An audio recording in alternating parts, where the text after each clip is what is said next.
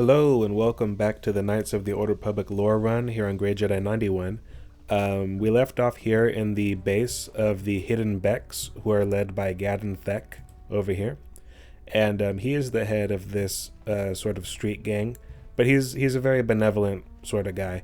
Bit rough around the edges, sort of chaotic good, but he's definitely a hero of the common folk. And these guys, just to remind you, are out at war with the rival street gang led by Brejic, who used to be Gadon's protege before he turned on him. And he's in charge of the Black Volkers. And Gadon has agreed to sponsor us in the swoop bike race, allowing us to race under the Hidden Beck banner. But in order to do that, we need to help him out first by going to recover a prototype accelerator that the Black Volkers stole from the Hidden Becks after they engineered it.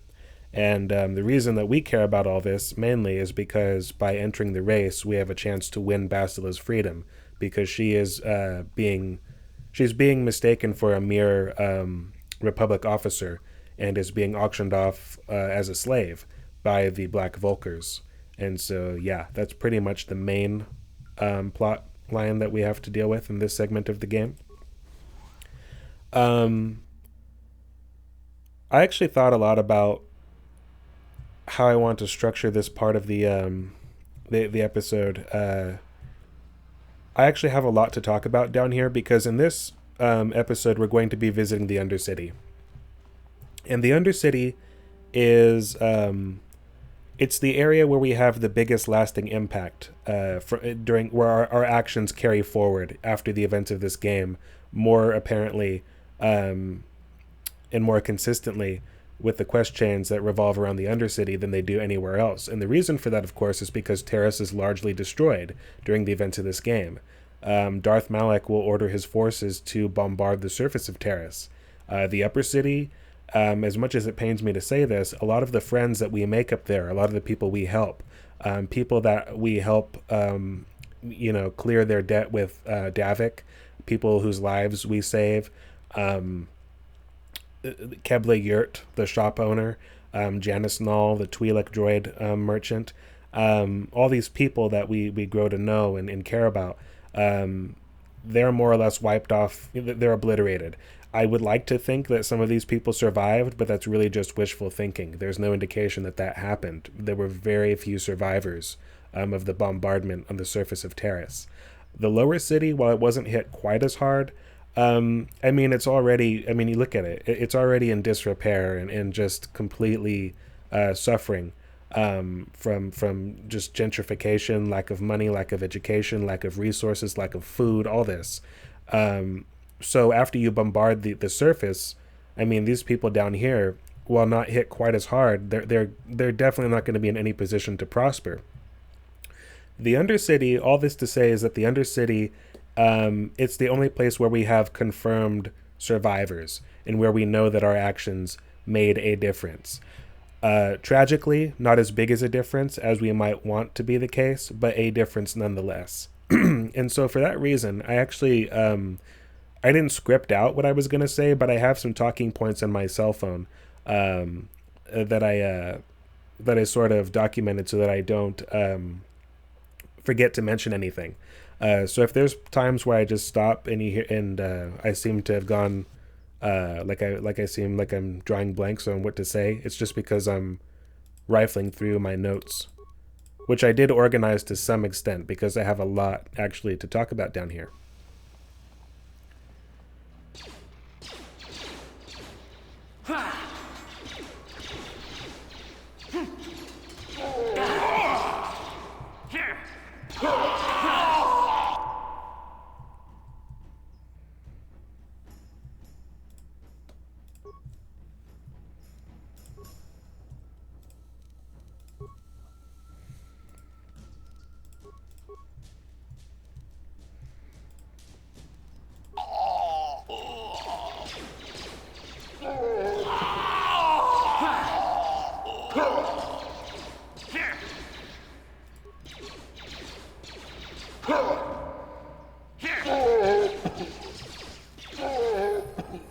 I thought that guy was dead already.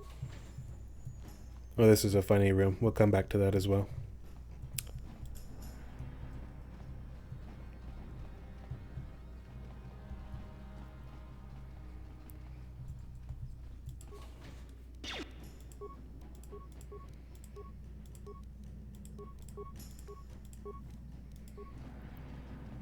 Here. Ha! How'd you like that? Ah, here.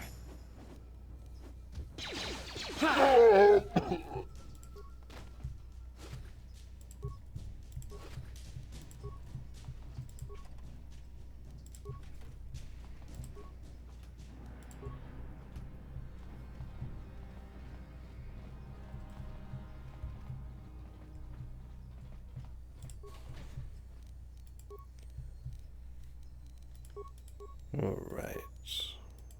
Readily admit that the combat is not my favorite thing about this game.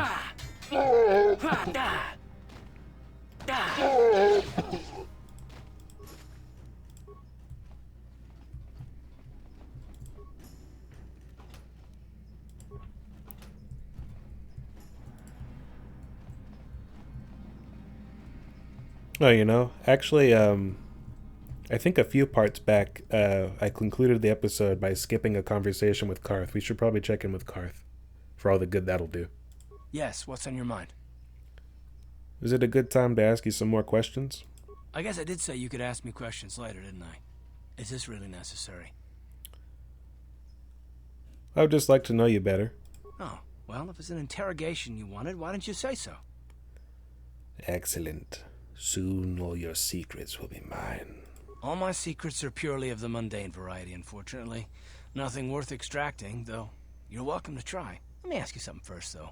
I've been going through the battle aboard the Endar Spire over and over in my head since we crashed. Some things just don't add up for me. Maybe you could tell me what happened, from your perspective.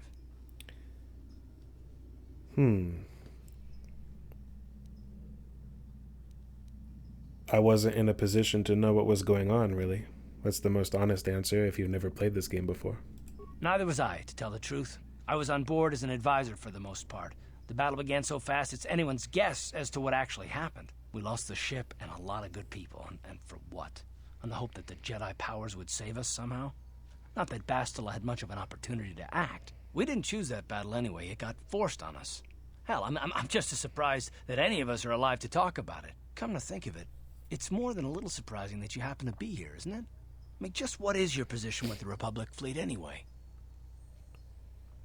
It's interesting that this conversation, it's actually the first, or at least potentially the first, hint that there's something shady about our character's past. And it's a bit confusing if you've never played an RPG before, and especially if you don't know how this game's story eventually progresses. This feels like a very antagonistic interaction between Careth and our character, because we don't really know. If you've never played this game before, as was the case for me as a kid, hadn't really even played an RPG before, I didn't understand what I was supposed to be saying. If he was looking for a specific answer, I didn't know how to answer this guy to make things clear to him what was going on. But what served the story well is that even you only realize this in retrospect, but Careth has good reason to be suspicious about this, and he, like I said, he's very shrewd, and he's not really trying to come off like a dick, even though it sometimes seems that way. He's mystified by what's going on, and he's sharp enough to sort of pick up on those strange coincidences that we, the audience, know to be machinations by the Jedi and the Sith, for what it's what that's worth, as well as even sort of like the little meta details that can be chalked up to not the power of coincidence, but the power of the Force, or the strangeness of coincidence, I should say. He sees those little connections and realizes there's got to be something going on here. He realizes that somebody is contriving some of this. But in any case, from our perspective, this seems to be the case. I mean, we're a scout. We chose the scout class. I mean, this must be the case. I'm a scout, and I was recruited in the fleet for my skills. Well, that makes sense. Still, it seems a bit strange that someone who was a last-minute addition to the crew roster is one of the survivors.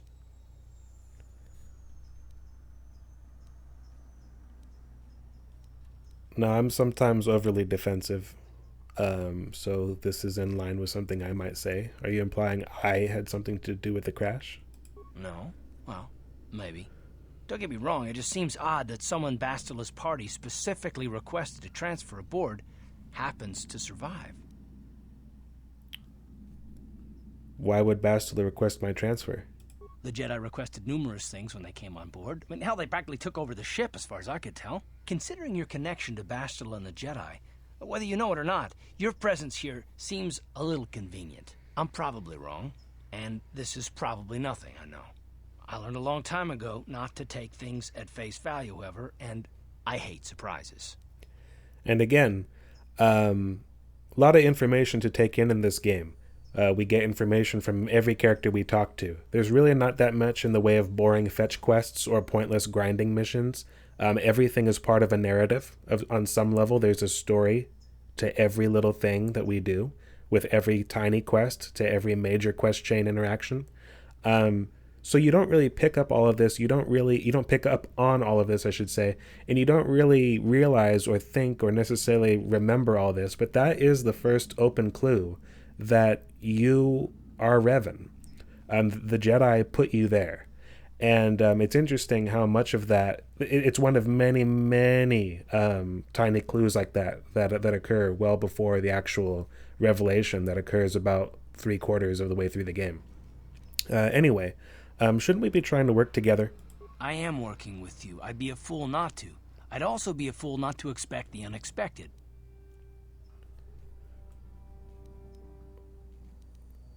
Let's see. Are you always this suspicious? Look, it has nothing to do with you personally. I don't trust anyone, and I have my reasons. And no, I'm not going to discuss them, so can we just keep our mind on more important things? Yes, let's do that. Good. Like I said before, I prefer action to talk anyway. Now, he's mentioned that he has issues with trust, and we will see more of that later on. Particularly where this concerns a character that we'll meet in time named Admiral Saul Careth. But it's interesting that he mentions that he has issues with trust because he wasn't always that way. That was triggered by what happened with him and Saul Careth. And because we saw what Careth was like before that relationship, that working relationship went sour. Careth did a lot of things in the name of trust and loyalty towards his friends. We saw that earlier in the Mandalorian campaign by observing Careth's interactions with Zane Carrick, which I'll talk about more later.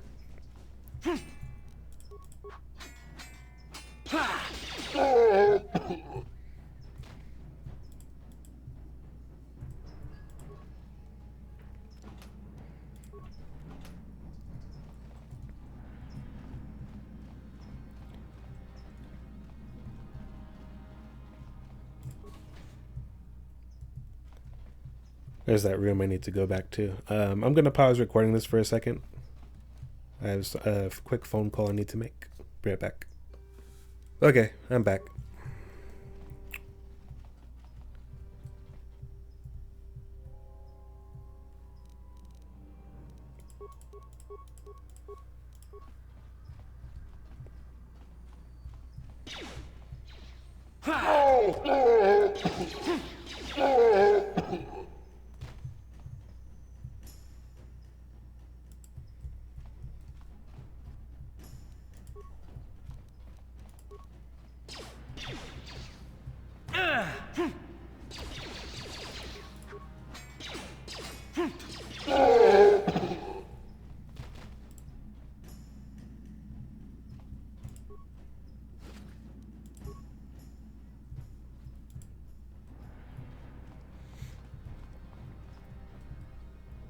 Okay, so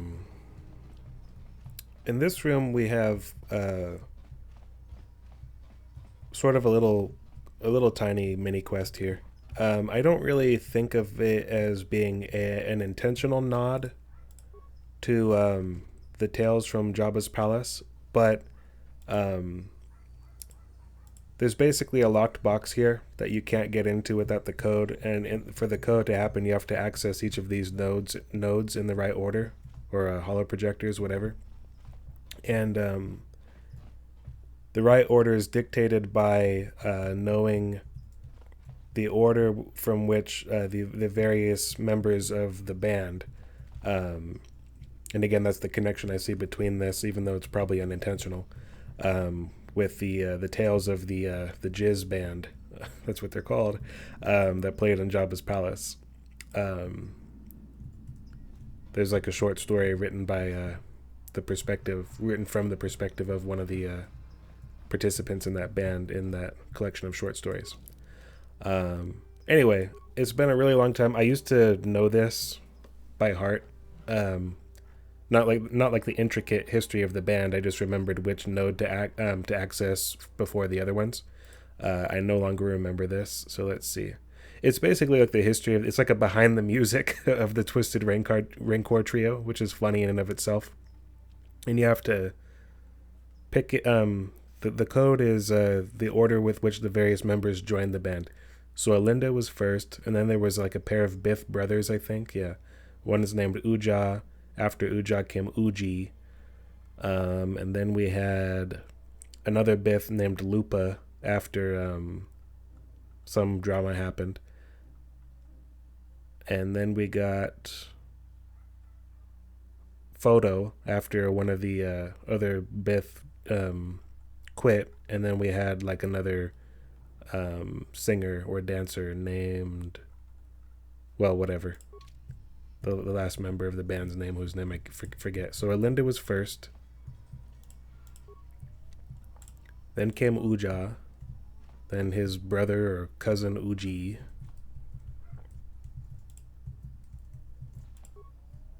Then was, I think it was Lupa.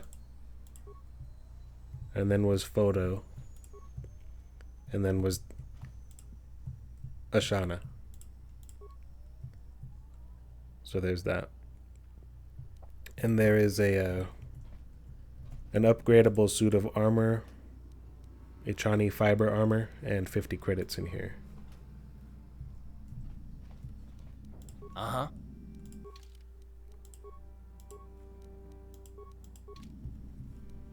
Sure. What? Sure. So, even though I failed to talk to Matrix, actually, let's see if I can talk to him one more time. We'll go ahead and give it another shot. Sometimes the persuade skill, you fail the first time and you succeed the second time around. Which I guess it's all based on the roll of the dice, right? So let's try that one more time before we give up.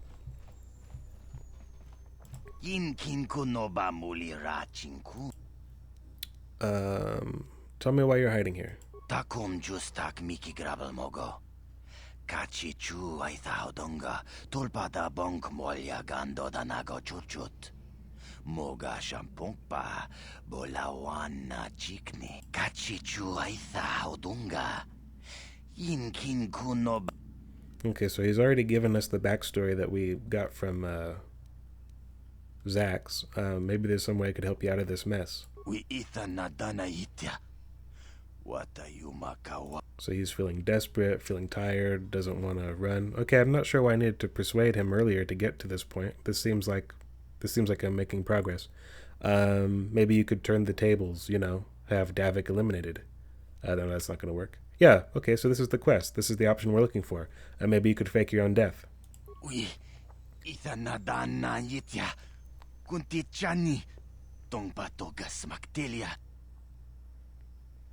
Mm-hmm. Tell me your plan. I might be able to help out. Takum justak miki grabel mogo. Kachi chu ay thaudonga tulpada bonk molya gando danago churchut. Moga shampongpa bolawana chikni.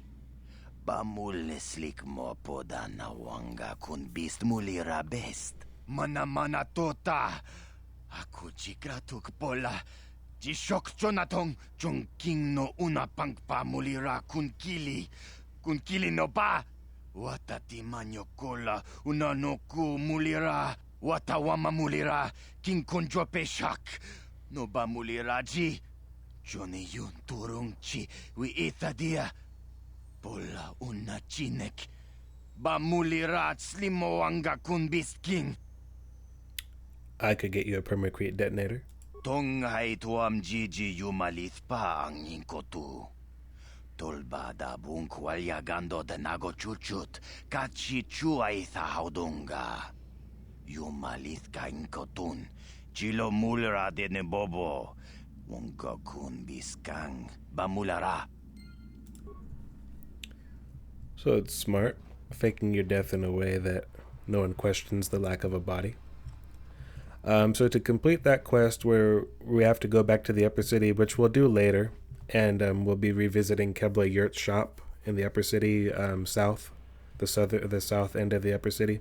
That's where she has the Primaquine Detonator for sale. And we'll bring that back to Matrix. And the cool thing is that even for light side players, we can still collect on that bounty because in Zax's eyes and Davik's eyes, Matrix is assumed dead, and so we claim the credit for that, even though we helped him fake his death. So we get paid, even though we went the light side route, which makes it fairly unusual in that regard. And I like that. So now we're going to come down here. We have a small little altercation with these folks, and then we're going to meet a fan favorite character by the name of Canderous Ordo, who becomes more important as the game progresses.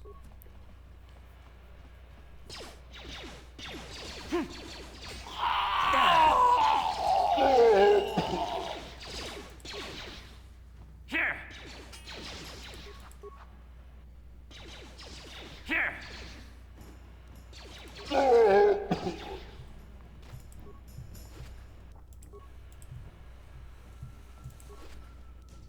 So here we have like a small cutscene where we meet Canderous for the first time. You guys are behind with your payments. What do you think just because you're in some gang, you don't have to give Davik his cut? Karatumpa kunpa yiyamoka paata. Bonanay kachu. Yinkin kuno ba mulirachi kun. Tong na bunshan yunyang. Kavavol pa mulji kamana. Ronda di hotonga kun hunkabi. Wana kun bez ching palamule tongking ba nunotek. Tognin chatukun mulerabes. Ah, so you want to play this the hard way. Okay.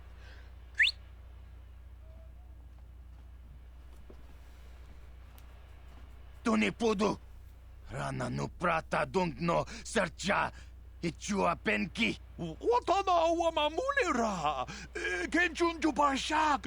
No bule muleraji. Jonitun turji chiwi itado. Bola una dichek. Balamure slimo wanga kun bisching. I knew you boys would see reason. Now get out of here. Too bad. I was looking forward to cracking some heads. Maybe next time, Canderous. I better get this over to Davik. I'll call you if anyone else gets behind on their payments. Canderous, of course, being one of the few characters to have a role in this game and the sequel, and also was the most prominent party member in the Revan novel to make a reappearance, aside from T3M4, debatably. But yeah, let's talk with Canderous briefly. Those Vulkars are dumber than a Coruscant granite slug. They actually think being in that pathetic little gang of theirs makes them important. Gadon keeps his hidden Becks in line, but Brezhik's getting dreams of grandeur. If Davik's smart, he'll slap that young punk back down. Who are you? I'm someone you don't want to get on the bad side of. And I'm not one for small talk. I don't have time to stick around here anyway.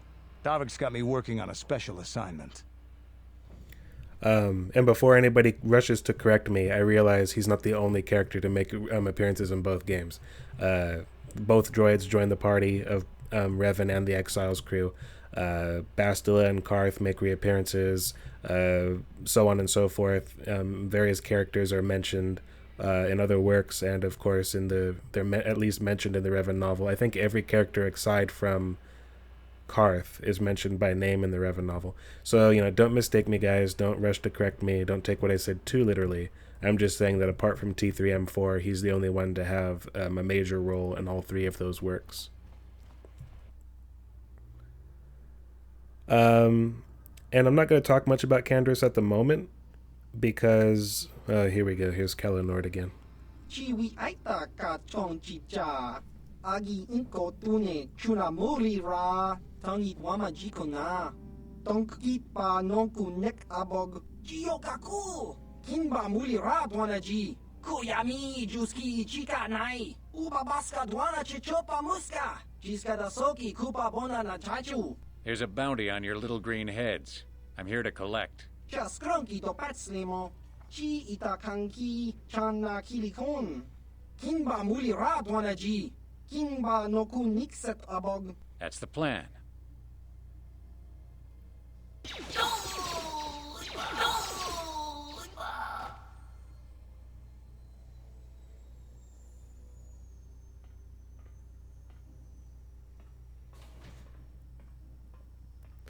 It's sort of interesting how casual racism is sort of accepted in the Star Wars universe because it comes from both antagonists and protagonists alike.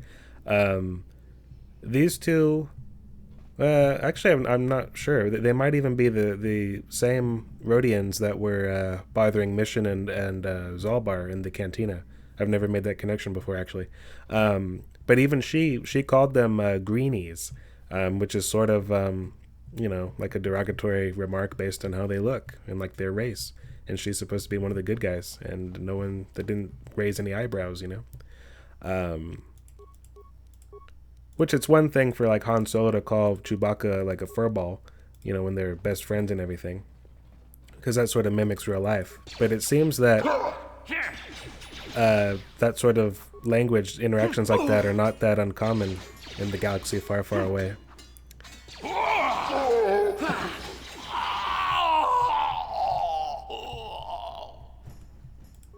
Anyway, getting back to what I was saying about Canderous, I'm not really going to talk much about him now because, he's much more relevant later on as he joins the party. And I have enough to cover in this episode.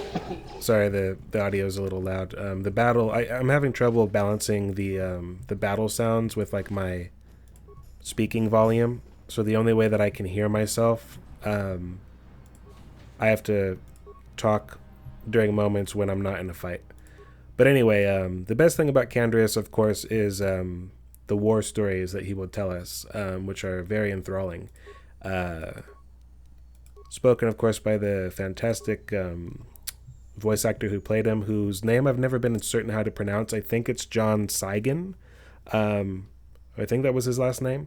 But he sadly passed away either earlier this year or sometime last year. I'm not entirely sure. I can't remember on that. But that was a shame. He was a great voice actor.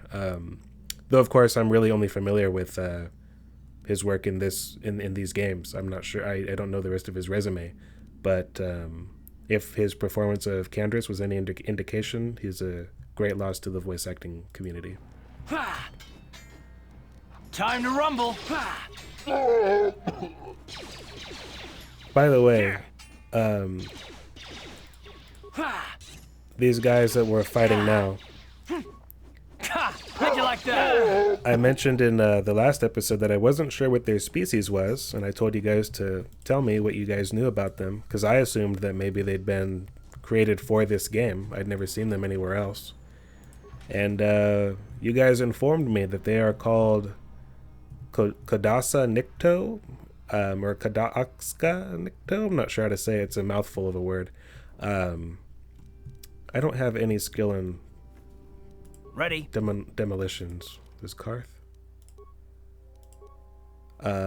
He does not. So we'll address this mine later. Yes? When I have Mission or Zalbar in my party. One of them has skill in demolition. Maybe even both.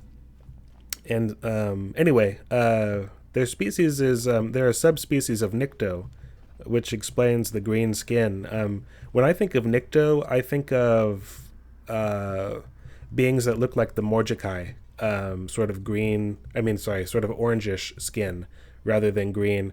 And while they have sort of, these characters have sort of wrinkly, spiny growths protruding from their faces in this game, the Nikto that I'm familiar with, they have sort of smoother, leathery orange skin and small horns protruding from various spots on their heads and faces. And they don't look the same at all. They're two different subspecies, I suppose.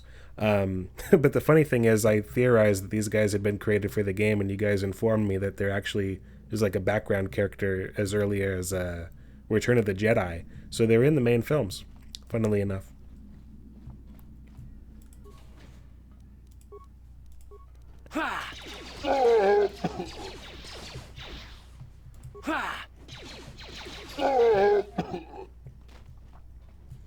To be honest, though, I don't know too much about the physiology or history of even the Nikto subspecies that I'm familiar with, the ones that look like Morjikai.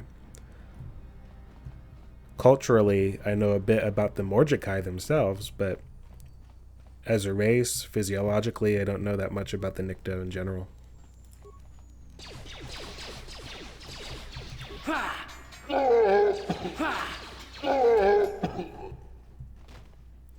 I'm going to open the rest of these doors later because Selvin is in one of them and I'm not entirely sure I'm ready for a fight with her.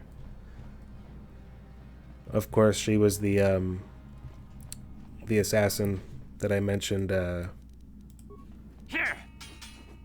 had been hired by the Organa family out of Alderaan to take out the Trask Olgo's clan, the branch of his family that was here on Taris, because they were business rivals. And Selvin's pretty tough if memory serves, so I should probably either have 3 people in the party. I mean, she's not like a boss or anything like that. It's just my character build. I don't have the strength that I normally have when I'm going to be leveling my character a different way. And I should probably either have another level under my belt or 3 people in the party to make that fight a little easier on me.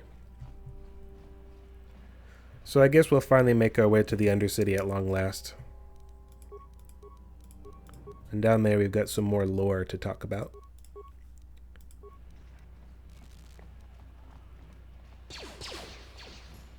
How'd you like that?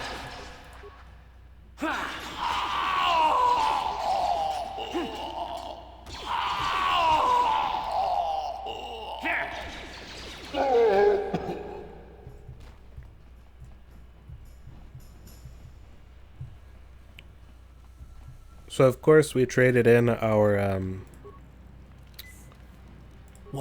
our Sith uniforms for security papers that allow us to travel to the Undercity without being detained by the Sith officer here. Yeah, I guess so.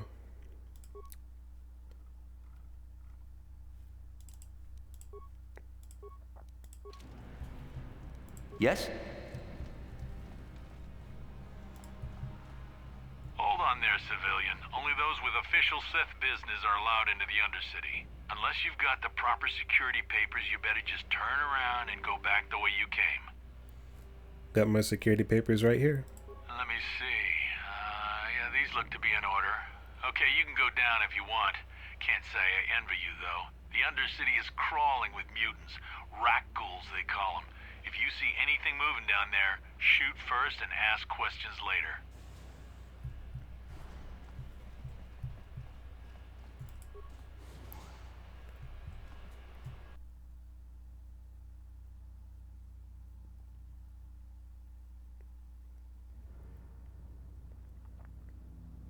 You there, Upworlder! Anyone using this elevator has to pay the toll. Yeah, this is our elevator. If you use it, you gotta give us something. I don't believe this planet. Even the beggars are trying to shake us down. 5 credits! That's what it costs to use our elevator. 5 credits! Now I've handed out roughly 300 credits already in the game, but I don't really like these guys' attitude. Who are you, and what are you doing here in the Undercity? We are the outcasts, banished and reviled by those who dwell above. Here in the filth and darkness, we claw out a wretched existence, scavenging and begging just to survive long enough to see another wretched day. This is our village. We live here in the Undercity. You have to pay us 5 credits for using our elevator. Right, in all seriousness, that was probably the worst dialogue that I've, been exposed to in this game up to this point. And, yeah, just for that, this is a public elevator. I'm not paying any toll. Please have pity on us. We have nothing. All we ask is a few credits to make our lives easier. They've softened my hard heart. Here's 20 credits, you poor wretches. Credits, my brother! We have credits. Now we can buy food and medicine. Hush, or the others will hear us. They'll want our credits. We have to hide them. Go on, you two. Get out of here. I'm sorry about that. Those 2 beggars give everyone in the village a bad name. We aren't all like that, you know. Most of us are good people. I'm sure you are, miss. It's just too bad your little welcoming committee is here to give people a bad first impression. I've actually heard people make fun of this character for having sort of a Hispanic accent and being one of the most poor and destitute characters you'll meet in the game. I mean, if you're going to be offended by that, you may as well be offended by, I just don't. Chill out, people. Chill out. And in all seriousness, the actress playing her is once again Grey Delisle, or Grey Griffin. I think she got married at some point and had her name changed, but I grew up with her, knowing her as Grey Delisle. Again, Daphne from Scooby-Doo, Mandy from Billy and Mandy, Vicky from Fairly OddParents, my favorite, Azula from Avatar. And I used to listen to a podcast that was all about voice actors.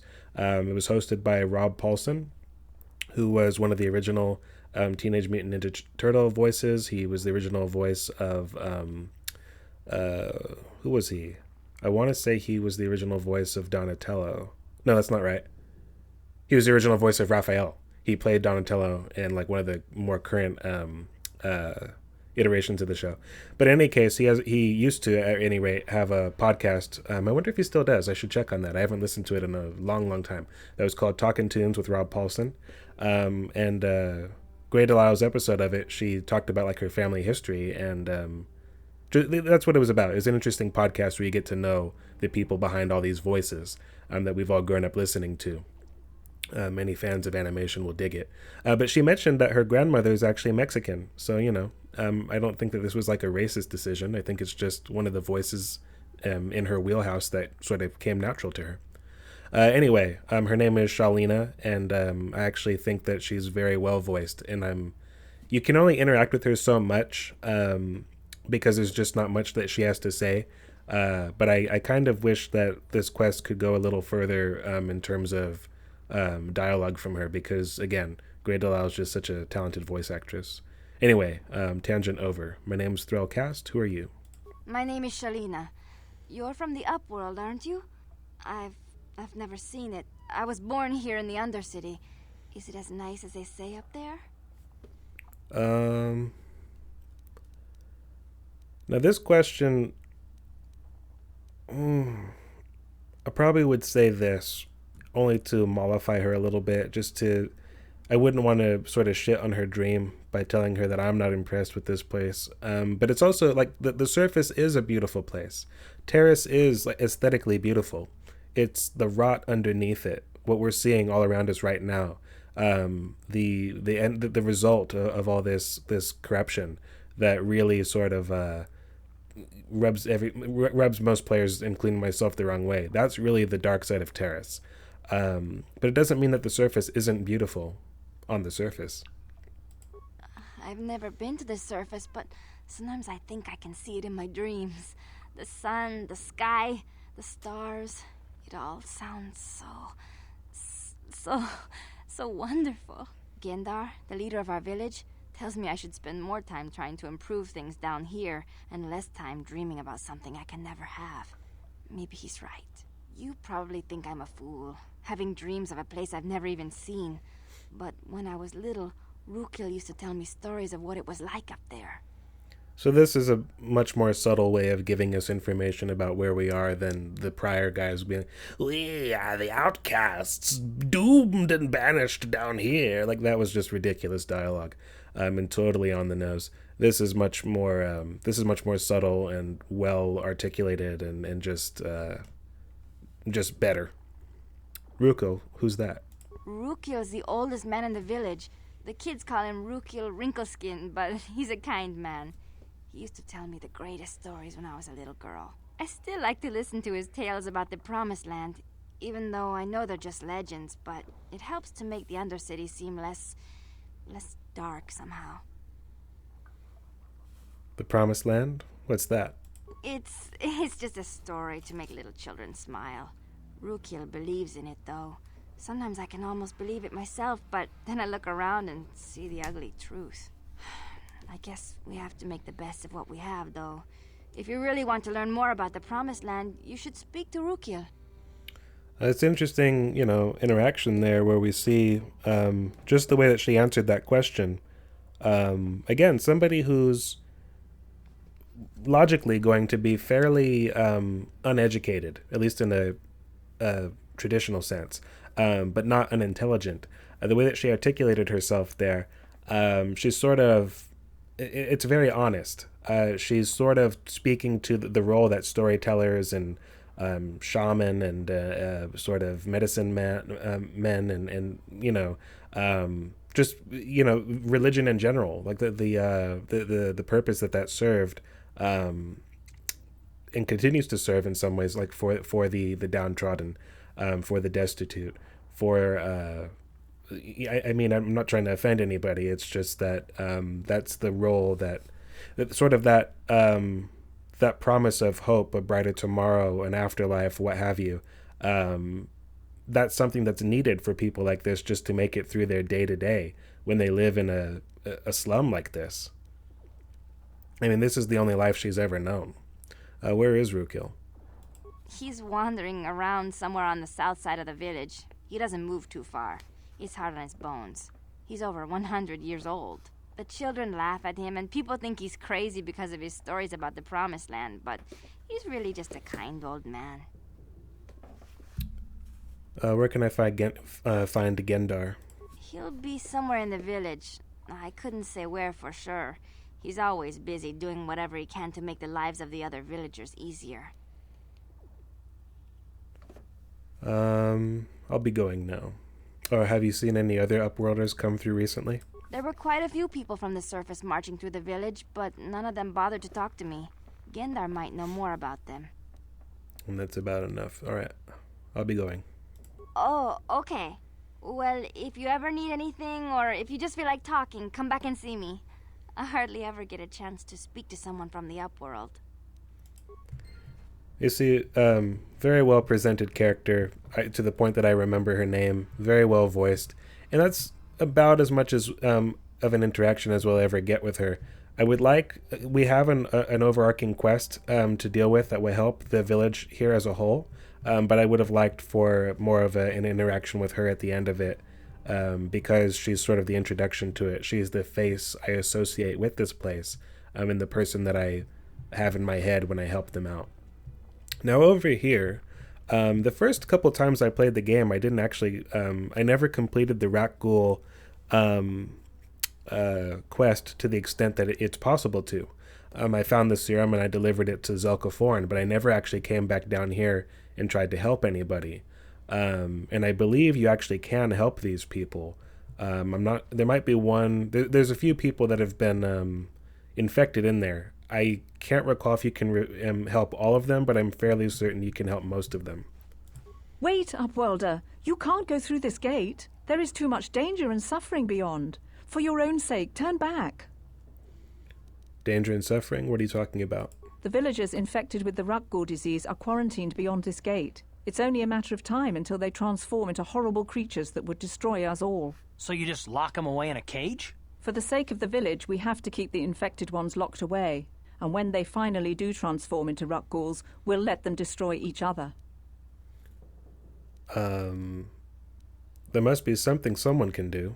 Nothing can be done for the infected villagers. Even the serum to counteract the Rakghoul disease wouldn't be any use now. Nobody would be foolish enough to risk going into the pens to give them the cure. The infected ones could transform into Rakghouls and attack them at any moment. And so sadly, that's where I'm going to have to leave this for now, because there really isn't much we can do without the serum. But the important thing is we have to remember to come back and deal with this issue before we complete the quest chain here in the Undercity. Otherwise, everybody will clear out before we get a chance to help.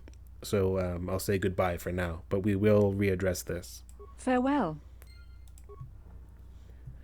Now, that's sort of the driving force behind what I was getting at when I talked about the fact that in the Undercity, while we do have the biggest impact, this is really the legacy of Taris. This place, the people that live down here on this level of the planet, they're the ones that we know survived the bombardment. Supposedly they're the only ones, according to journal entries found in the MMO. These are the only survivors of the bombardment. Not entirely sure if that's true, especially because the source for that is this man, Rakghouls over here, who's a bit of a, shall we say, well, while he's on to something, it definitely helps to have a healthy skeptic balance out some of what this guy is talking about. So I'll take some of what he says with a grain of salt. But in any case, the Rakghoul plague I mentioned when we first talked to Zeljko, which is the disease that transforms people into monsters down here, basically. It actually traces its roots to the Sith. It was an ancient Sith alchemist / sorcerer, I'm not entirely sure how you would identify him, named Careth Mir, who created the plague in the first place. The plague essentially evolved, and apparently it transformed into a disease, one that could be spread sort of like a virus. Now, fans who have played the MMO will know that the Rakghouls are still a problem as of the events of that game. In fact, they've only gotten worse. I mentioned before that following the completion of the Hydean Way, I mentioned that once that was created around the year 3700, that really finished off Taris's chance of ever actually being a truly dominant power in the galaxy ever again. But so that's a big problem for Taris. But the bigger problem, the reason why Taris really never got back into the swing of things fully, is because of the harmful impact of the continued existence of the Rakghoul plague. Now, we cure the plague for these people down here. We are able to help these people, but that's the thing. We help these people, because even as the disease evolved, even as the original Sith-created plague evolved, it evolves further. It changes over time. Generations born, after these people are not born immune to the plague. And as time goes on, the Rakghouls change into something that I think was dubbed neck ghouls, who were similar, but they were sentient. They were smarter and tougher, and capable of using weaponry, things like this, as of the timing of the MMO. I have a little bit more to say about that soon. For now, let's talk with Rakghoul. Yeah, let's talk with Gendar first. He's the sort of the tribe leader here. Greetings, Upworlder. We rarely see your kind here in the Undercity.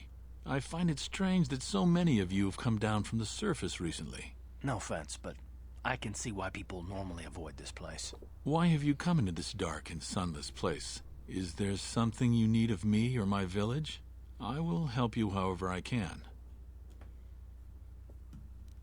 Who are you people, and why do you live here in the Undercity? We are the outcasts, shunned from the surface for our crimes and banished here to the Undercity. We banded together to form this village that we might survive in this hostile environment. I am Gendar, leader of this village, as my father was and as was his father before him. Many of us have been here for generations, our ancestors cast down long ago. There is no return to the surface for us or our descendants, but somehow we managed to survive amidst the filth and roaming bands of deadly Rakghouls. What a horrible way to live. Life down here can be difficult. It can break the spirit. Many in the village have become bitter and hopeless, especially those newly cast down. But life goes on, and we must try to make the best of what we have. And maybe someday we will find a better life. Listen to me. I'm starting to sound like Rakghouls. Well, I didn't know who Rakghouls is. Tell me about the Rakghouls that live down here. The Rakghouls are monsters, hideous mutations who feast on the flesh of our villagers. Their diseased jaws can infect those they attack, transforming the victim into one of those abominations. We know of no cure for the disease, and for the good of the village, we must banish any who become infected, lest they transform and turn on us. I'll be going now. As you wish, Upworlder. Should you have need of anything else, come speak to me. I represent the entire village, and I will do my best to help you however I can. Now, so that's Rakghoul over there. We'll talk to him soon. During the film era, on Taris, which by then had, never returned to its former grandeur, as I have mentioned a couple of times by this point, but things did eventually get better for the planet. It just took a really, really long time.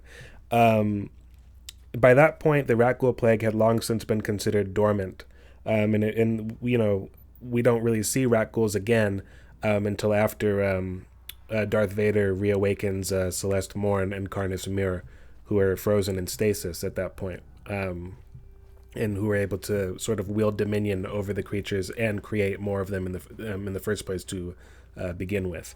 Or I should say Carnis Mir did that by acting through Celeste Morn.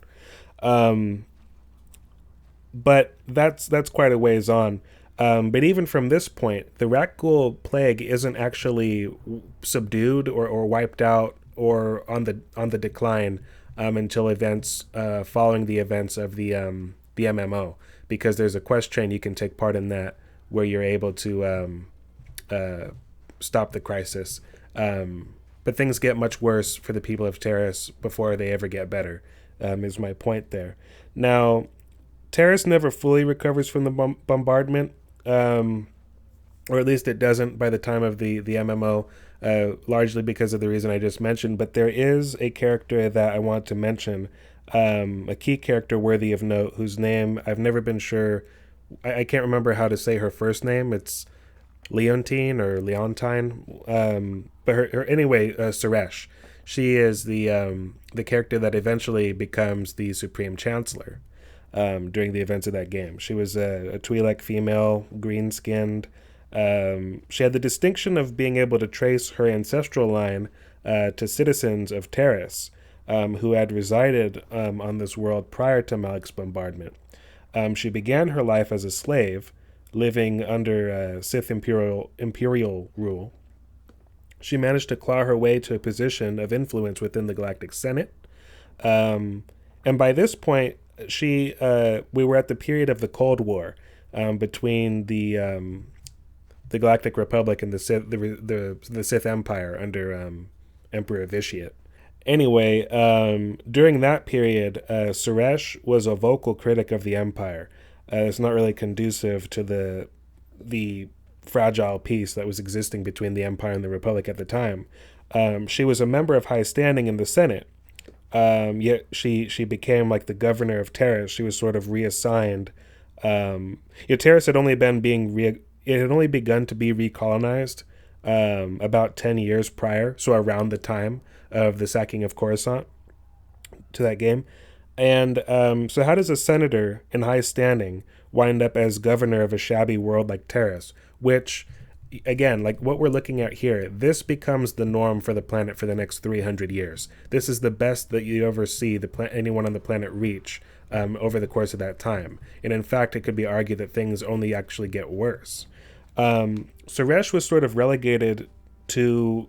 She was reassigned to be like sort of the head of a committee whose job it was to oversee the reconstruction of Taris. It was sort of like an attempt to ruin her career by people who thought she was she was a threat to stability, because so many people who had held that office at the head of that particular committee had failed at their job. But Suresh, she refused to give in to that failure, because during that period of time, that was seen as a spiritual victory for the Republic. If they could get Taris up and running again, that was a sign that they could survive what the Sith could throw at them. They could rebuild. They could move on. They could keep going forward. Now, Suresh turned out to be an interesting character because underneath this guise of heroic patriotism, she was a very, very flawed character who essentially committed treason and took actions that were... She was so blinded by her hatred of the Sith. Again, she rose to the office of Supreme Chancellor, but she wasn't content to live in peace with the Sith or to cooperate with them. She wanted to completely win the war. And she was ruthless about it. And she made a lot of calls at the expense of her allies, very morally bankrupt calls as well. But that's the interesting thing about her, is because to me, as a person, she's sort of an embodiment of what Taris is.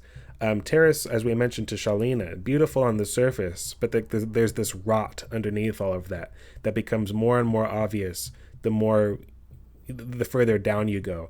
And that's what Suresh was like at her core. And all of this, has a loose tie to Careth. I mentioned that he was familiar with this sector of space from having served during the Battle of Zeljko with Zane Careth. And I do want to address that, but I think I'll address it later because I'm talking a lot. And to quote Jolie Bindo, my mouth is starting to draw flies. Sorry I cut out there for a moment. I accidentally stopped the recording. Let's go talk to Rakghouls. You come from the world above. Is this the time of destiny, then? Is this a portent of the salvation of my people? Or merely another false sign to mislead us from the path? Are you the herald of prophecy, the beacon to guide us through the darkness? Or are you merely another harbinger of shattered dreams and unfulfilled promises? Be careful. This one might be crazy enough to be dangerous. Speak to me, Upworlder. Tell me what fate you unleash upon us. Salvation or damnation? Speak, Upworlder. I beg you. Okay. Could I ask you a few questions?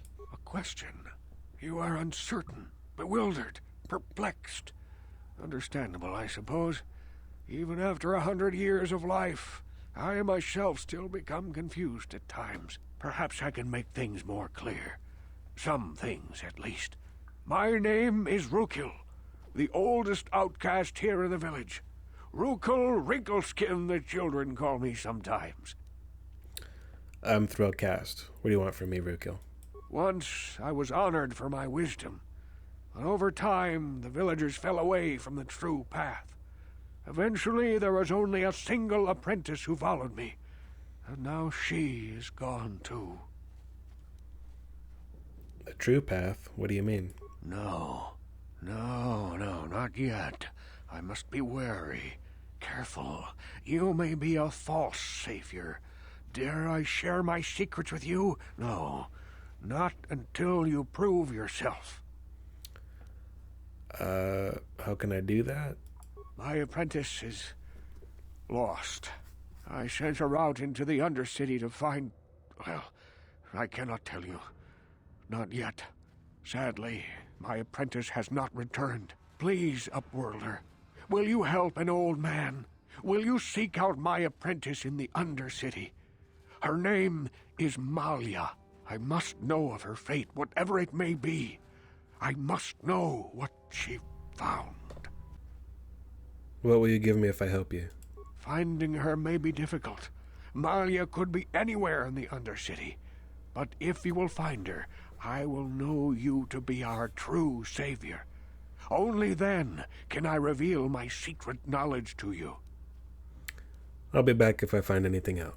I wish you luck, Upworlder. Come speak to me again once you have discovered the fate of my apprentice. And I'm sorry if the audio cuts out there a little abruptly. I was adjusting my chair and making some noise, and I edited all that out. I'm not sure exactly how that's going to shake out when I do it, though. Hopefully there's no problem, though. So anyway, before we proceed any further, again, I just want to mention that was one of the things I actually thought was well done about the MMO, which to me, in the long run, doesn't really compare to the depth of these games. This and the Sith Lords. But something that it did do nicely is it played well. It played well with that concept of sort of shaking up our picture of who the heroes and bad guys really are. It did a lot of things where light-sided Sith were intensely interesting, and it made a lot of Republic business sort of shady and corrupt, which it was. I mean, Taris, the whole reason why Taris was a member of the Republic and had good standing in the Senate was purely because of business interests. It was all very meticulously crafted. The senator character that we meet in the Knights of the Old Republic comic books, whose last name was Goravis. I can't remember his first name. But he got into his position by carefully manipulating and engineering a situation where the Republic grew reliant on Taris's exports to support the economy. And he was like a ruthless businessman. And it was only after he gained his seat in the Senate that he grew to actually care about the people that he was supposed to be protecting and in charge of, which is sort of ironic. But as we see in the MMO, Governor Suresh, eventually Supreme Chancellor Suresh, I told you like earlier how I thought she was like Taris as a person. Beautiful, noble, patriotic, powerful, influential on the surface, but with intense, rotting desperation underneath that mask.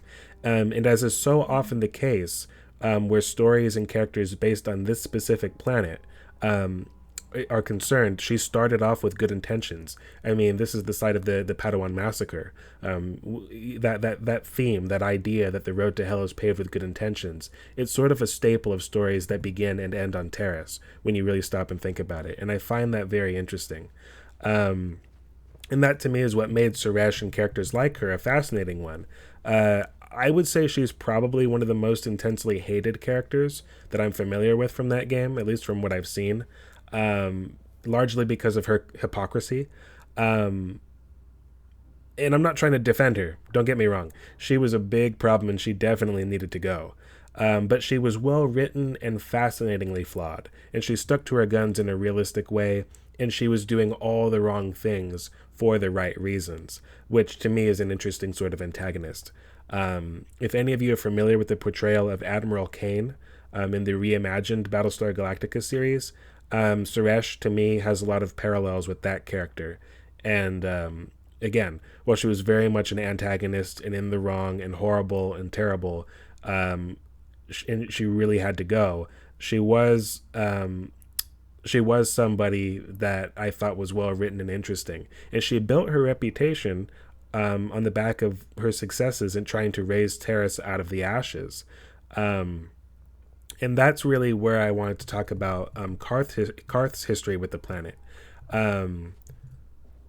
Here's this You guy. ain't from the village.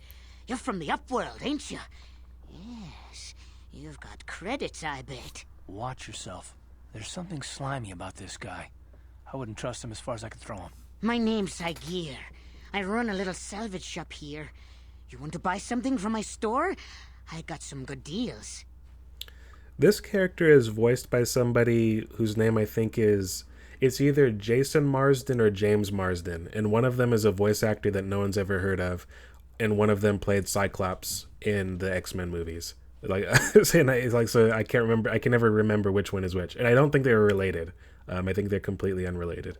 I didn't mean to shit on the voice actor. I think it's, what's his name? I think it's Jason. I'm going with Jason. I think James Marsden was Cyclops. Correct me if I'm wrong, guys. But assuming I'm right, Jason Marsden is a voice actor who I think doesn't have like a huge amount of range. I think he's a talented guy, and he does a lot of characters well. He's a very common voice in something like Skyrim, for example. He voices about half of the characters in that game, it seems like. But I can only buy him in certain roles. And this one here, I don't know, he just seems a little cartoonish to me. I'm really not that interested in him. Yeah, okay. You'll come back and see me if you want a deal. I'm not sure if there's a quest involving him, or I think there is. Yeah, there's something you can do. Yeah, okay, I remember how he's involved. We'll get to that in time. We'll mention that later. It has to do with Rukiel and his search for the Promised Land.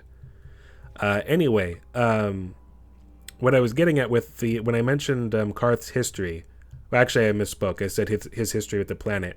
He doesn't so much have a history with the planet of Taris, but I mentioned before now that he has a history with this sector of space because of what happened at Zeljko.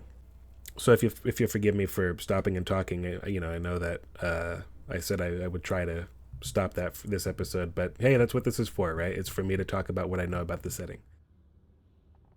So planet Zeljko, again, it was first mentioned in the video game Knights of the Old Republic 2, The Sith Lords, the sequel to this one, and we'll meet veterans who served during that battle later on. But the Battle of Zeljko, it was not a victory for the Republic by any means. It was the opposite of that. But it was a personal victory for Careth and his ally, Zane Careth, in a way. Zeljko was a planet that was very close to Taris and Mandalore. Technically, it was still placed within the expansion region.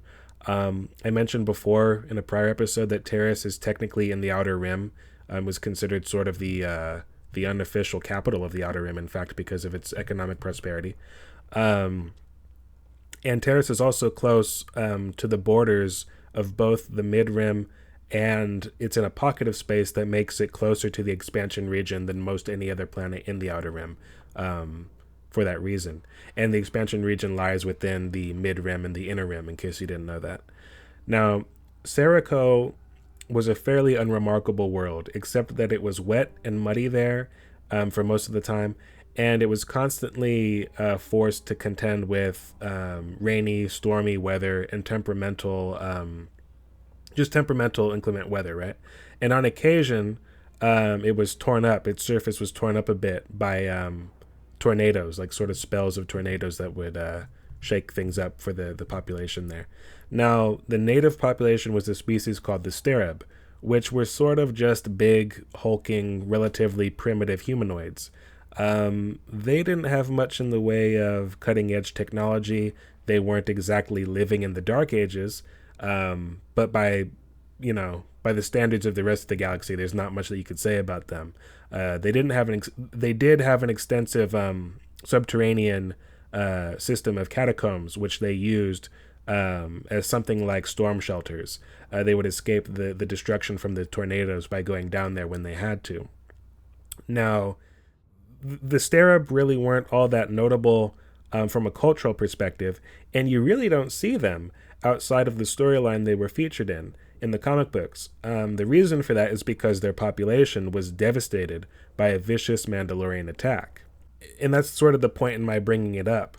Careth, as I mentioned earlier, served under the command of Admiral Saul Careth, who was an admiral in the Republic Navy. He is currently an admiral in Malak's Sith forces. Now, we'll meet Saul later, and there'll be more to talk about where he's concerned when we get there. But Saul Careth was in charge of the defense of Zeljko at around the same time as his colleagues attempted to hold their pitiful defense against the Mandalorians on Taris, which I detailed in a previous episode. Zane was on Zeljko when he was granted a vision from the Force where he saw the planet being attacked by Mandalorians. He saw just complete devastation, like nuclear, blast level destruction. And Zane was determined to do whatever he could to prevent this attack from happening. He hitched a ride with Careth so that he could meet with Admiral Careth aboard his flagship, which was called the Courageous. During this period, Zane was a wanted fugitive in the aftermath of the Padawan massacre. And he knew that he was, because his masters had pinned the blame for that on him. And he knew that he was risking a great deal, presenting himself before a Republic naval officer who could just as easily take him into custody. Nobody really took him especially seriously at first, and so despite his warnings, Zeljko got into deep shit really quickly. Not even Careth took Zane seriously at first. Zane eventually proved to him that he was a Jedi by demonstrating his force powers to him. But anyway, while all this was going on, Careth had assumed his forces would be safer if they made their encampments near the Starab cities on the planet Zeljko. His thought process was that he'd force the Mandalorians into a ground assault by doing this. He placed his troops so close to the Starab cities that if the Mandalorians bombarded with an orbital strike from space, they would the impreciseness of their attack, of a nuclear attack, would decimate the settlements too heavily and so entirely that they would ruin their chances of recruiting new Mandalorian warriors, and they would also it would also prevent them from being able to loot or pillage the city as well. In fairness to Saul Careth, it's possible. I'll give him the benefit of the doubt. I'll give him the benefit of the doubt here. It's very possible that he just didn't understand what he was really dealing with by this point. The Mandalorians had been raiding worlds for years and building up their strength, but the Republic hadn't had open conflict with the Mandalorian forces for about 40 years or so by this point. So it's understandable that Careth simply didn't understand what he was dealing with here. But in any case, his stratagem completely failed. He wildly miscalculated the situation at the end of the day. Mandalore the Ultimate looked at where Careth had placed his forces, and he didn't see it as a defense line or as an enticement to launch a ground assault. He interpreted what the Republic was doing as an act of cowardice. He assumed that what Saul Careth was doing, which he wasn't. Careth was not doing this, but Mandalore assumed that what Careth was trying to do was hide, basically. Mandalore thought that the Republic was using the Starab civilians and their cities as shields, banking on compassion or something. And out of disgust for this, Mandalore ordered a nuclear strike from space, and Zeljko was bombed until every city on the surface was turned into a glass crater. It was a very tough thing for the Republic to go through. It was a huge blow to morale, and it was a complete shit show. Basically, the Republic lost every ship involved. Careth himself barely survived with his life and got out of there. And he actually was so embarrassed by his failure there that he attempted to resign command. But the Admiralty back on Coruscant wouldn't allow him to. But that's a different matter entirely. Luckily, Carth Onasi here, our friend, who had a history of pranking the Starab people by hijacking their planetary communication systems and sending them into hiding in their catacombs with false storm warnings, just bogus storm alerts, just to screw with them, saved as many lives as he could, because he did that very thing. He called 17 cities, which was the most he could do before the Mandalorians launched their assault. And in doing so, he saved Zane's friend, Marn Hieroglyph, who was on the planet Zeljko, and a decent portion of the Starab population, even though they were, of course, decimated. And interestingly, Zeljko became a symbol to the Republic in the same way that the resettlement of Taris became a symbol to the Republic during the period of Suresh, during the MMO's events, which I mentioned previously. The decimation of the Starab population and the complete loss of the entire Republic battle group in space under Careth's command really was the wake-up call for the Republic. It would still be quite a while before the Jedi got involved directly under Revan, but the Republic realized after the fall of Zeljko that the subsequent siege of Taris,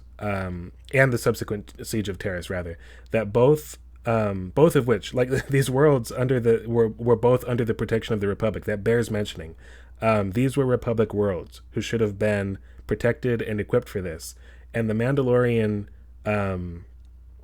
raids had sort of ended and had officially escalated into full-scale war. The destruction of Zeljko caused Jedi throughout the galaxy, including Lucian Dre, Darth Malak, well, not Darth Malak, just Malak at the time, and Revan, to feel a great disturbance in the Force, the same way as the destruction of Alderaan affected Ben Kenobi. And the entire ordeal became a rallying cry, leading the Republic to really getting its ass in gear to face the Mandalorian threat. And, it's just fascinating how the planet that I absolutely hated to be on Taris when I was a kid. Careth himself wasn't all that interesting a character, but it's just fascinating how there's such a connection here and so much rich history and a deep impact on the lore. Quite the legacy to leave behind Taris has. Hurry, Hindar! Hurry! I can hear it coming! He'll never make it. He's doomed. I told him he was a fool to leave the village. He will make it. Run, Hindar, run! Open the gate! Quickly! There isn't much time! I can't. The Rakghouls are too close. The mutants will kill him if you don't open the gate! And if I open the gate, they'll kill us all. No! You can't do this! It isn't fair! Please, make him open the gate. Hindar will die if he doesn't. I can't open the gate. Not while the Rakghouls are so near. Open the gate. I will kill the Rakghouls. You'd risk your life for a stranger? You're brave, Upworlder. I'll open the gate for you, but you gotta be quick. In a few seconds, I must close and lock it again.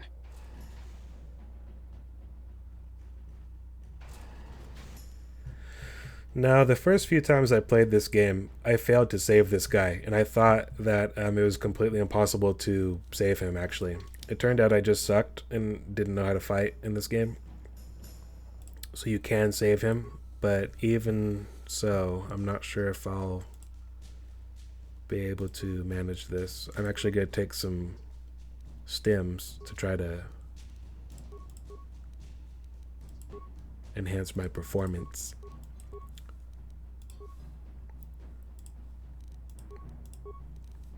Because I really want this guy to see his wife again.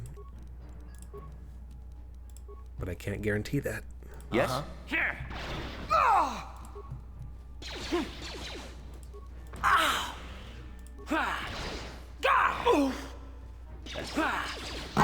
Cool.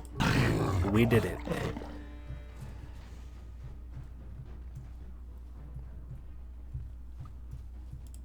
Thank you for saving Hindar. You are braver than I, Upworlder. Maybe we outcasts have lived too long in selfish fear. Perhaps we can learn a lesson from your brave actions. But enough of my ramblings. Is there something you need, Upworlder? I'm Trellin, from the Outcast Village. It's my job to guard the gates and see they are locked to protect us from the Rakghouls. Okay, goodbye. Goodbye, Upworlder.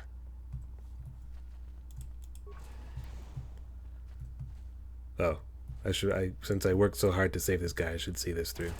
I can't thank you enough for saving me, Upworlder. If I had anything but these rags on my back, it would be yours. But we have nothing. I still have you, Hindar. That's all I need. Let's go back to the village. And that's why I will try to help these people, even though they are doomed to sort of a lousy fate no matter what you do, as we find out from the events of KotOR. But while they're alive, you know, they still have each other, and that's something I'd rather they have the time that they have. Please, you have to help me. Nobody else is gonna help me. Even the Becks won't help me. But I can't just leave him there. He's my friend.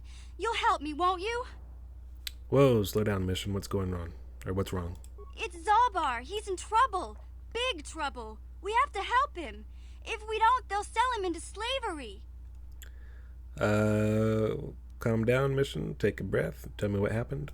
Me and Zalbar, we were just wandering around here in the Undercity.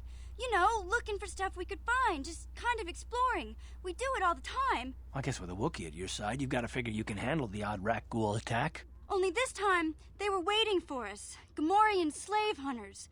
We didn't even have a chance to run. Big Z threw himself at him and then roared for me to run. I took off. I figured Zalbar would be right behind me. But there were too many of them. He couldn't get away. They're going to sell him to a slaver, I just know it. Do you know where they took him? I don't know for sure, but those Gamorreans like to hang out in the sewers. The stink reminds them of home, I guess. That's probably where they took Big Z. If I help you get Zalbar back, you have to get me inside the Vulkar base. It's a deal. As soon as we get Big Z back, I'll show you a way into that Vulkar base. Now come on. We have to find Zalba before they sell him to slavers, or worse. Do you know where he's being kept? The Gamorreans make their camps in the sewers. I bet that's where we'll find Zalbar. And that's where I'll show you the secret entrance into the Volker compound. Yay, we have a full party for the first time. Alright, so we're not going to do the sewers this episode, guys. We'll save that for the next one, but we will take care of some business down here. You there, civilian. This is a restricted area. What are you doing down here?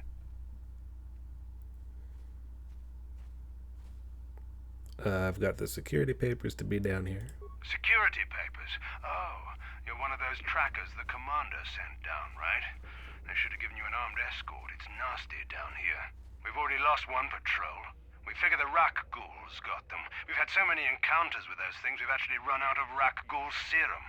Plus, we've had several skirmishes with looters from those lower city swoop gangs. I'm telling you, we should just stay in the upper city where we're in control.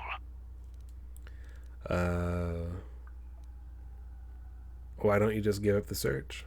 Hey, I'd never disobey my orders. I'm not a fan of court-martials and executions. Oh, good point. Just talking, you know. Nothing anyone has to mention to the commander. Come on, patrol, let's get back to it.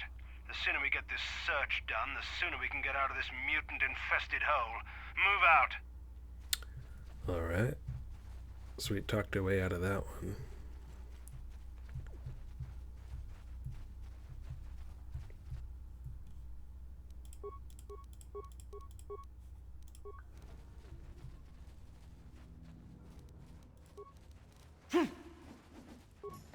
How'd you like that?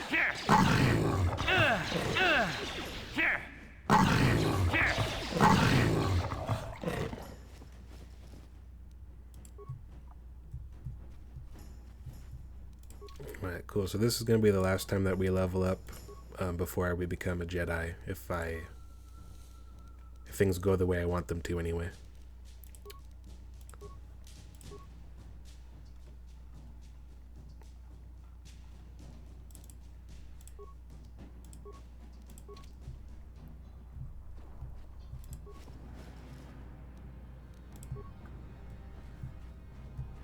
Now, what I'm looking for down here is, or out here rather, is the journal of Rukil's lost apprentice.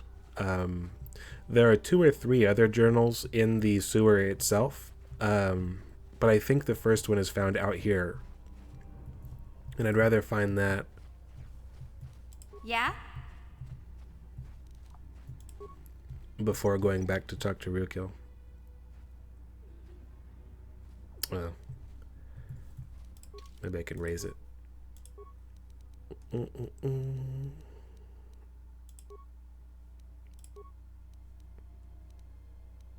I guess, whatever.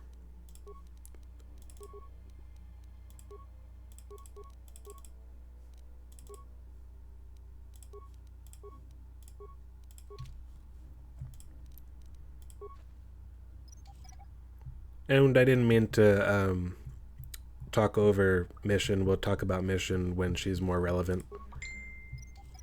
There's just so much going on in this particular episode. I knew I was going to have trouble concentrating.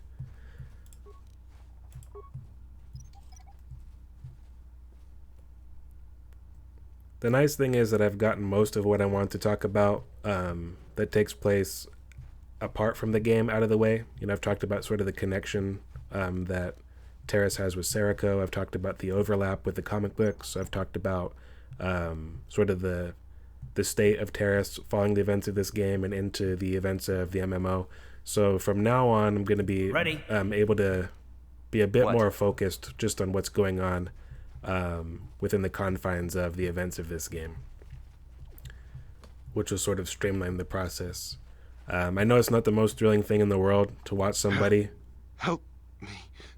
Please. I can feel it inside my skin. Something growing.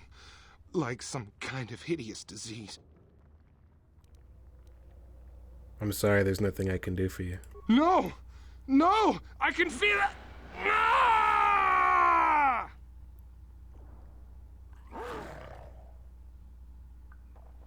But anyway, like I was saying, guys, I know it's not the most thrilling thing to watch when I literally stop and just tell you about the history or whatever, and I'm not actually doing anything, but I can only multitask so much. But there will be less of that from here on out, at least on this planet. I've gotten through most of the out-of-game lore that I wanted to go through. Now, this character here that turns into the Rakghoul, we will eventually find the components for a serum to be made and synthesized and reproduced by Zeljko in the Upper City, and we can distribute it to various people who are infected, like the ones inside the ones that actually live back inside the gated Undercity community. Most of those people can be saved. This guy, though, I found out, I one time came down here with I came to address him first to try to give him the serum. And I think he took it, but it was too late for him. No matter what you do, you can't save this guy, as far as I know. If anybody knows whether or not that's false, go ahead and correct me, but I'm pretty sure this guy's doomed no matter what. Take that!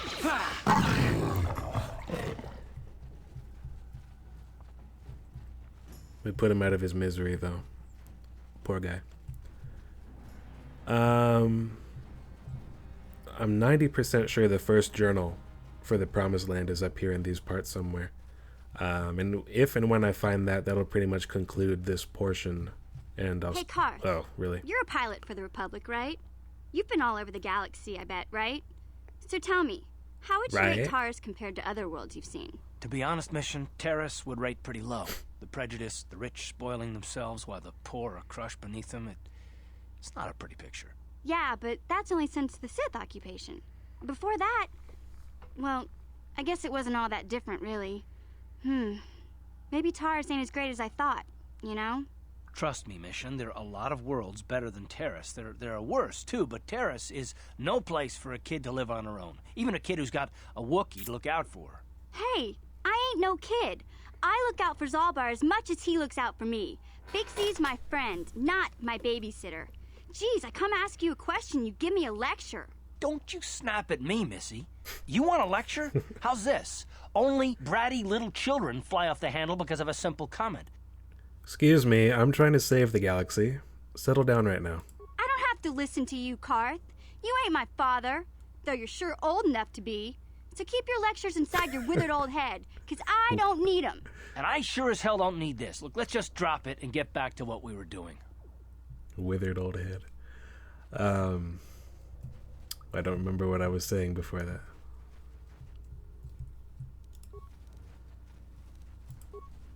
Clearly, that conversation is not over yet.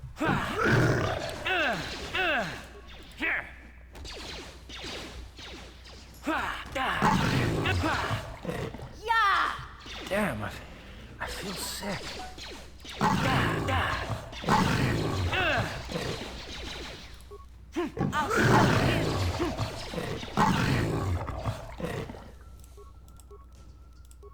Oh shit, I don't have any antidote packs.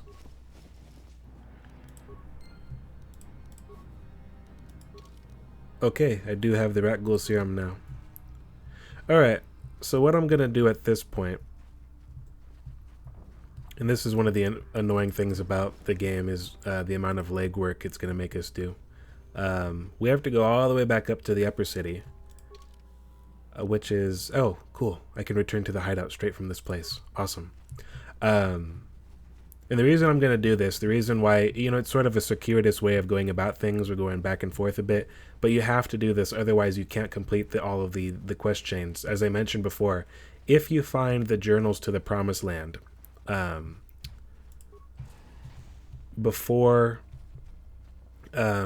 completing the Rakghoul quest, this area will clear out before you're able to help the people. So we're going to go back and talk with Zeljko first. And we'll use the fast travel feature to return to the hideout. Alright, so we'll keep going a little longer. So let's go talk with Zeljko. And in fact, Dia is here, but we'll deal with her later, actually. Just because I'm I knew that this was going to happen this episode, getting sidetracked with so many different quest chains and bits of lore that I wanted to share. This has not been an organized chat. I apologize for that, guys. But I hope that it's been entertaining. So Zeljko, of course, on the complete other side. So Zeljko Forn is actually one of the few characters that I have a shred of hope that he... Oh, hey, Jesus. Careth, For real? Can I talk to you for a second? Are you ready to have a civil chat? Or is this gonna be another childish tantrum? Tantrum? I'm trying to apologize, you nerf herder. I mean, I'm sorry. I didn't mean to get mad at you. It's just that I'm sick of everyone treating me like I'm a helpless kid. Yeah, I know. And I'm sorry about what I said, too. I'm just a little on edge lately. Not surprising considering all we've been through, but I shouldn't take it out on you. It's about time you two made up.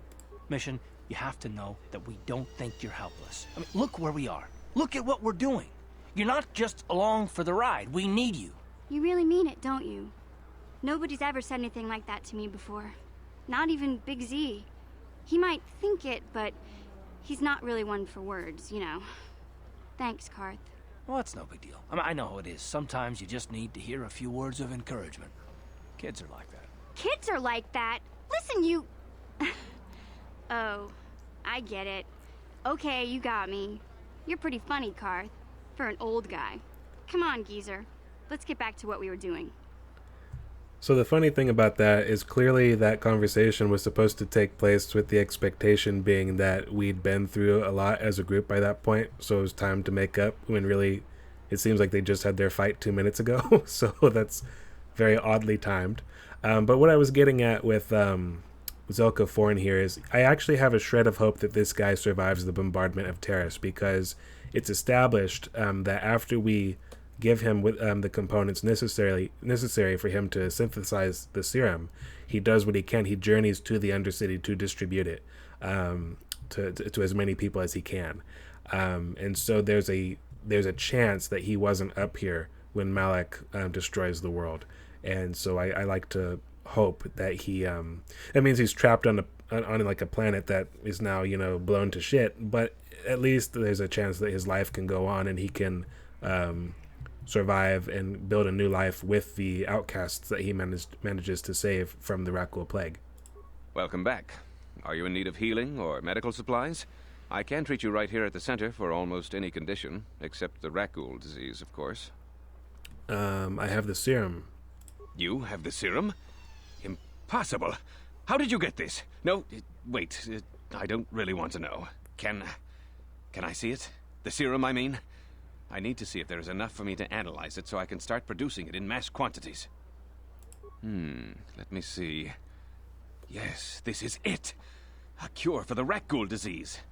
With this sample, I can make enough serum for everyone. The people of Taris owe you a debt they can never repay. Please, take this small reward. It isn't much, but it's all I can afford. A few credits and 2 spare med packs. Let's see, keep your reward, Zeljko. You need it more than I do. You truly have a noble and generous spirit. But you deserve something for your effort. I tell you what, I'll give you a discount whenever you shop at my store. It's the least I can do. Now, is there anything else I can do for you? I would like to see what you have for sale. Of course. Just step over here and I'll show you what I have in stock. My prices are very reasonable. Just what I need to keep this facility operating. That's the other reason I came all the way back up here to do this. I need antidote kits because they will help me. I do have 2 antidote kits. Why didn't I see them in my usable list? That's weird. They will help me stave off the effects of the serum in the event that I need to do that. I'm gonna sell a few things first though.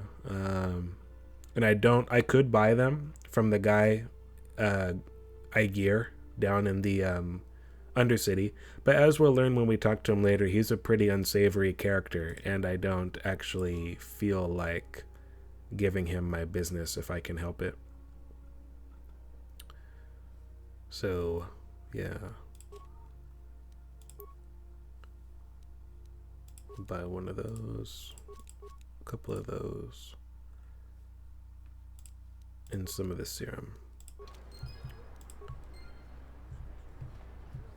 You blew it. If you'd brought that Rakghoul serum to Zax, you would have made it worth your while. But no, you had to go and do the honorable thing. Yes, I had to go and do the honorable thing. And while we're up here, I may as well go buy that Primaquine Detonator for Matrix as well.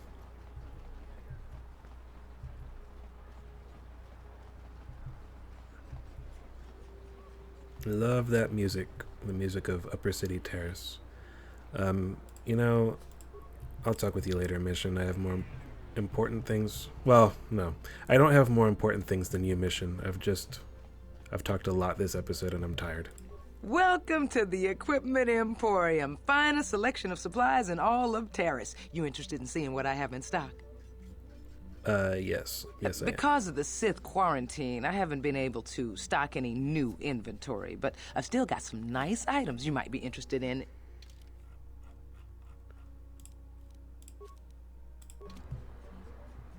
Oh, I can actually sell some of those mines. Welcome.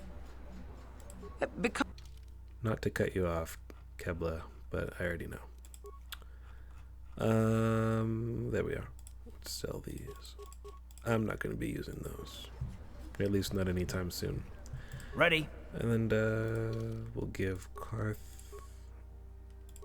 this. Give Mission that.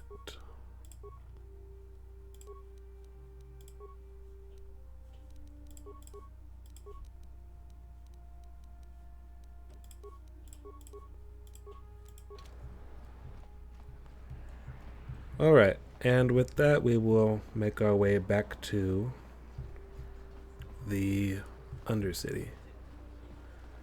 Which I believe if I go back to the apartments I can fast travel back to our last location.